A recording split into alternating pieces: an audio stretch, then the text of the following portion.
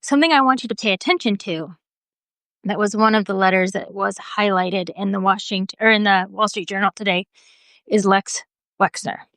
Don't forget that name. Lex is, I've written an article about him called Subpoena Lex Wexner, but Lex Wexner is the one public client of Jeffrey Epstein, the one person on the record who worked for Jeffrey Epstein, and he is someone who funded nearly everything. He owns a compound in Ohio on which Jeffrey Epstein built a house. Jeffrey Epstein had power of attorney to completely manage Wexner's finances, his trust, everything. Wexner gave him a house as payment, like the New York townhouse, the biggest one, the apartment building on 66th Street.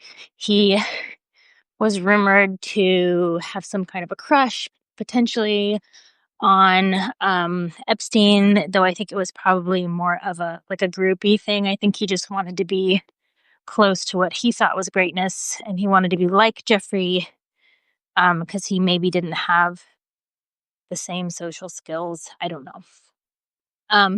But there is a letter from Lex Wexner in the birthday book, and it has a similar flair, though more succinct than Donald Trump's, but similar if you go look it up.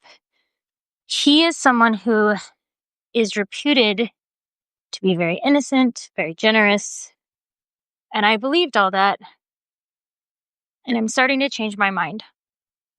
Les Wexner is somebody who was not subpoenaed for Epstein's trial or any of the investigations. He was subpoenaed slightly for one small, civil suit, and not very much. Nothing, he wasn't in an interrogation room. He knows something. He is 87 years old. He's still living on his giant compound in Ohio. And he's the only person who knows the extent of Jeffrey Epstein's finances. Now, I'm going through Jeffrey Epstein's Black Book, obviously taking a long time. But I have to say, 75% of the people who are in there have to do with capital, finances, private equity, banks, money. That includes Les Wexner. So, sorry, going into my house. Pay attention to that name.